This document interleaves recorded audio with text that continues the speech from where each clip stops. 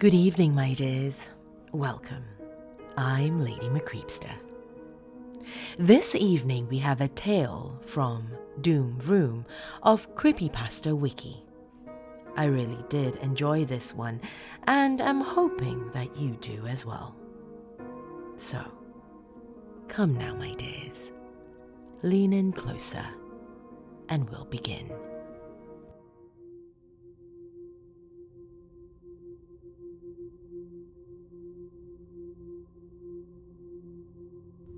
Matthew Taylor groggily opened and rubbed his eyes. He studied his surroundings in an effort to discover where he was at. It reminded him of an office.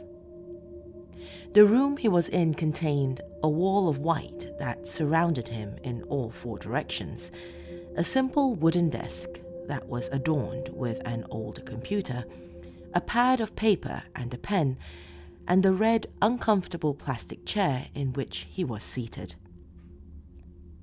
Much to Matthew's alarm, there was no door, or so he believed, until his eyes located a small white knob. The door and the doorknob were painted the exact same color as the walls and were near impossible to spot. The entirety of the room struck him as odd. Someone had very bad taste indeed. As Matthew righted himself and began to stand from the chair, he was struck by a wave of heat which caused him to fall back into his chair. "Good God, it's hotter than hell," he muttered to himself. Matthew's ears managed to pick up a thumping sound which was approaching the room. The door swung open and in emerged a man in a white tank top and sweatpants. The Caucasian man had dark black hair, blue eyes, a pencil-thin mustache, and a closed smile. "Welcome, Mr. Taylor. I'm so glad you could make it," shouted the newcomer enthusiastically.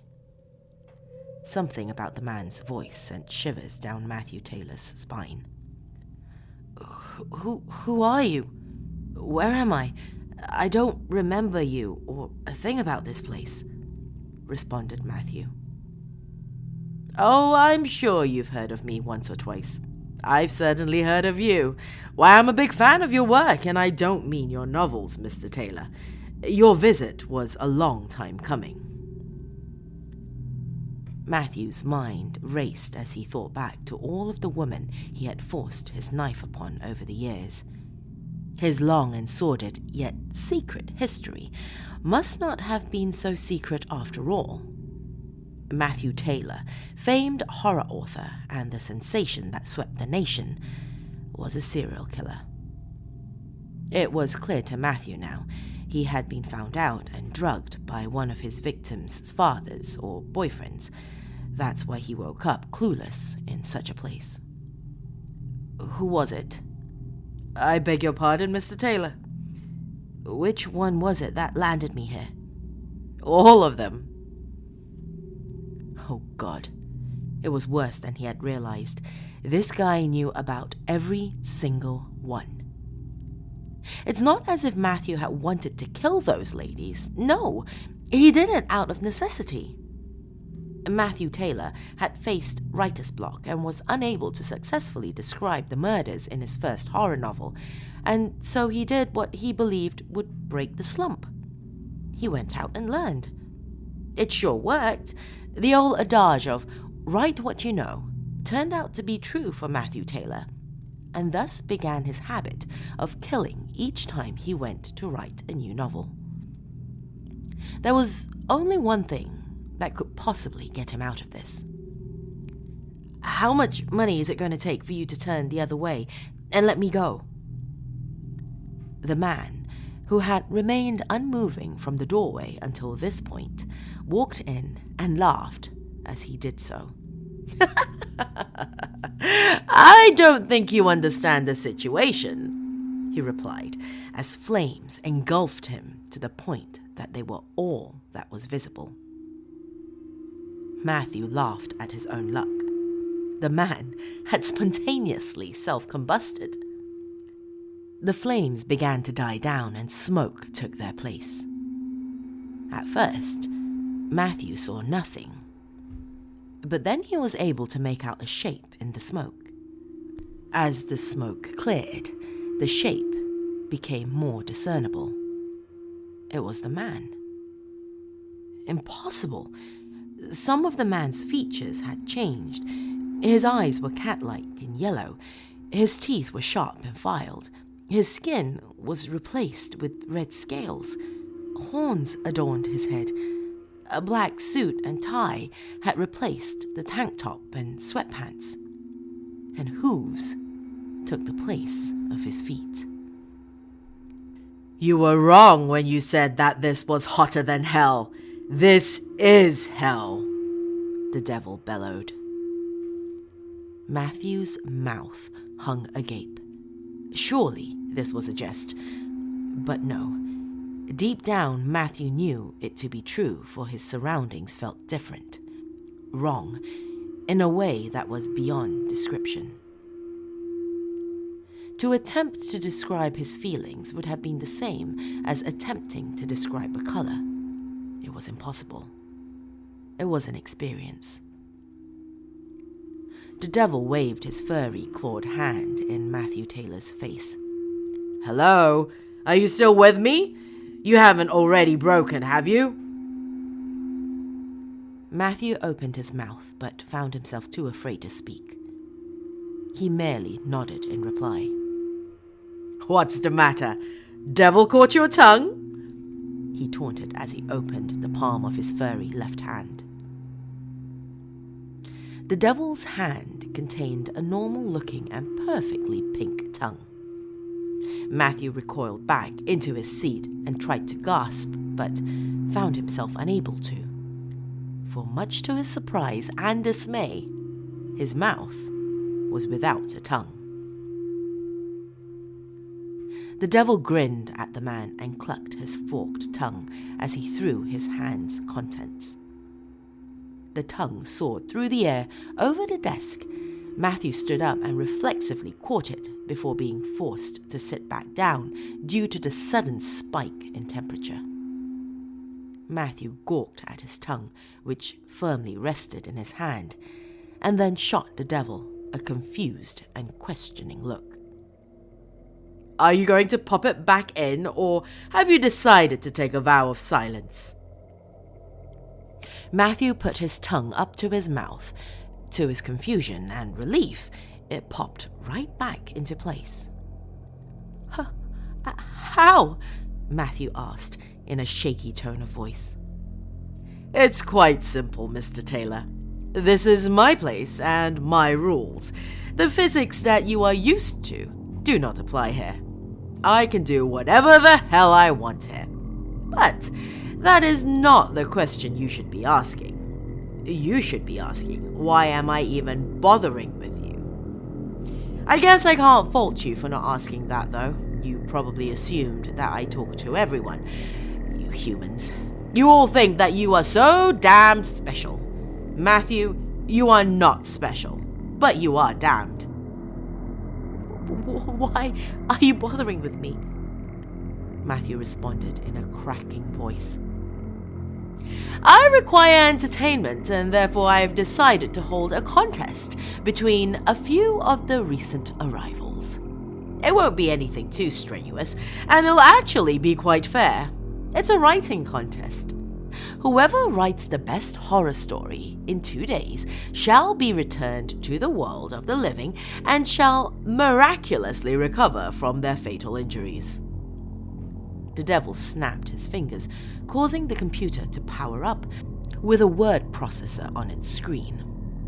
"Seeing as how you were a horror author, you should have quite the advantage, as long as your brain doesn't cause you to cock it up," he finished. Despite his fear, Matthew found himself making a bit of an outburst. "Wait a minute. If you're holding a contest between all of us new arrivals and are informing us of it one by one, how is that fair? Some of us are going to have more time than others to finish." Matthew instantly covered his mouth with his right hand after he realized what he had said. The devil gave out a hearty laugh and smacked the white wall with his furry clawed hand. All 4 of the surrounding walls fell down, granting Matthew a better view of hell. Off in the distance, he could see other white walls that had been knocked down and office-like environments similar to his. They all contained something in common other than their equipment and recent hell arrivals. The devil. Yes, the devil was in each and every office-like space simultaneously. Each one looked at Matthew and shot him a taunting smirk. The devil nearest to him snapped his fingers, causing the white walls to shoot back up and repair themselves. Every room was whole again. Far more intelligent than you am I, for I have all the bases covered. As I told you, Matt boy, I can do whatever I want. My power is limitless. I could literally conjure Lydia Shay's decapitated head out of thin air. You know what? I'm a genius. Let's see what your first victim has to say. The king of the Dark Throne held out his hands, and a female head took form. The head that sat in the devil's hands had brown hair which was tangled and ratty, blue dull eyes, and a permanent frown plastered onto it. Lydia Shay's head jerked, rushing to life, and let out a pained scream. As her eyes came to focus on Matthew Taylor, the screaming stopped, for Lydia's rage had replaced her pain. "You!" she snarled at Matthew. Matthew could not bring himself to reply, for he was stunned. It mattered not, as the devil interjected. "The first kill is always special to the average murderer, but Lydia's murder was even more special to you. Oh, how you lusted after the poor girl only to be turned down. I know you killed for your novels, but did you kill her specifically because you figured that if you couldn't have her, then no one else could? It's peculiar to me how you considered having some fun with her body, but ended up refraining despite having such a strong desire for her. Seeing as how killing is the worst thing you can do to another being, I'm surprised you didn't just satisfy yourself." Lydia's head bared its teeth and began to bite towards Matthew. Although it defied the laws of physics, the head broke free of the devil's hands and lunged for Matthew, chomping at the air as it did so. Matthew held up his hands defensively and let out a small cry as he shut his eyes and braced himself for pain. He waited and was confused when he felt nothing. He opened his eyes and slowly moved his hands away from his face, and then he saw that the devil had caught the head out of the air and had it resting back in his hands. "Boo!" the devil shouted as he quickly moved the chomping head towards Matthew's face and pulled it back at the last second. "No more!" Matthew begged in a shaky tone. "No more? Don't you like to have some fun? I'm sure you do, especially with this cute little number," replied the devil as he extended his forked tongue and inserted it into Lydia's mouth. Anger built up inside Matthew as he watched the devil and Lydia's head make out. The devil had been spot on in his assessment of why Matthew had chosen to kill Lydia. Now the devil was busy negating the whole "if I can't have her, no one else can" thing, for he had her, and not Matthew. Although Matthew was a murderer and did indeed have urges towards some of his victims, he had always refrained, for he despised rape and rapists. He refused to become one. Lydia, moaning into the devil's mouth, was the straw that broke the camel's back. Matthew stood up, resisted the immense heat, walked over and pulled Lydia's head away from the devil. The head struggled in Matthew's hands as it attempted to turn around so it could bite him. The devil clapped his furry hands, and the head dissipated into nothingness. Way to take charge, Matthew. I was beginning to wonder if your spirit had already been crushed. I prefer them lively. Well, write me the best story out of the bunch. I'll see you in 2 days. The devil did a quick spin and was gone. Matthew Taylor sat staring at the computer screen as he attempted to come up with a scary story for the devil. Hour upon hour passed Matthew as he racked around concept after concept in his noggin. Matthew didn't manage to decide on an idea until the first day had passed and he had a little under 1 remaining before the devil's return. Matthew was going to write a horror story that started in heaven. The story was to include a power struggle between angels, and the horror element was to stem from the great lengths that they'd go in order to sabotage one another in an attempt to gain enough power to become a new god and overthrow the old one. The story was to continue with the worst of the bunch, the only survivor of the power struggle being cast down into hell and assuming the mantle of the devil. The story was to conclude with a man by the name of Gregory arriving in hell and being forced to compete in a horror story contest for the devil's amusement. Matthew thought that the devil would appreciate the deliciousness of the fourth wall nearly being broken, and that would be enough to give him an edge over the other contenders. Matthew was able to finish the story to his liking with less than an hour remaining. Eventually, the door opened and in stepped the devil, garbed in a powdered wig, monocle, and ceremonial court dress. "I trust you have something for me?" "Yes." The devil moved Matthew and his chair away from the desk and spawned himself a chair to sit in. The devil readjusted his monocle as he leaned in towards the screen. Occasionally, he grinned and grimaced as he read through the story. The devil tilted his head toward Matthew after he had finished reading. "Abaddon is my name, not Satan. Otherwise, the story was great. The best one of the bunch, even." "So, I'm free to go?" Matthew questioned, with excitement ebbing through his voice. "Were it so easy. While your story was the best, you were disqualified from the start, for you did not follow the rules." What are you talking about?" "I said to write the story, you typed it. I warned you not to overthink it and cock it up." But you turned on the computer for me." "I also left you a pad of paper and a pen. The computer was part of the test, the first stage, if you will. I wanted to see if you and everyone else could follow directions, and guess what? Only one of you could.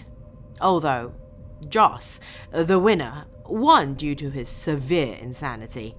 The crazy bastard wrote 'Help me' in all caps on the walls with his own blood, and although it wasn't much of a story, it did tell a story of its own, and he did write it." Abaddon held out his right hand, and a pitchfork materialized in it. Abaddon twirled the pitchfork, and flames burst forth, melting all the room except for him and Matthew Taylor. As the white walls melted away, the rest of hell came into view. Beasts and demons of all kinds roamed free. A couple of people could be seen trying to flee from them off in the distance, but their efforts were in vain. An ebony beast that was best described as a gigantic worm with an alligator head caught up with the runners and chomped them to pieces. Off to one side, Matthew noticed lava. The two people that Matthew had just witnessed being eaten spawned in the middle of the lava. The two screamed in agony as they swam for the shore where the creatures waited to repeat the cycle. "This is but a taste of what awaits," Abaddon stated nonchalantly as he pointed his pitchfork at Matthew. "Wait, please, wait! I can make myself useful to you. I'll do anything." Oh, Matthew, do you really think that you are the first or even the millionth to make that offer? What could you possibly offer that I don't already have? Matthew's mind raced as he searched for an answer. His mind found hope. I can write stories for you. If you are busy torturing me, then I won't be able to. The devil thought a moment and lowered his pitchfork. Very well. I want a novel on the 4th of every month. If you can't deliver, or I don't find such a novel satisfactory, well, you get the idea. Thus began Matthew Taylor's tenure as an author once more. The non-stop writing was torture itself, but Matthew preferred it to the alternative. Of course, as every writer knows, one can only come up with ideas so quickly, and God have mercy if you get writer's block.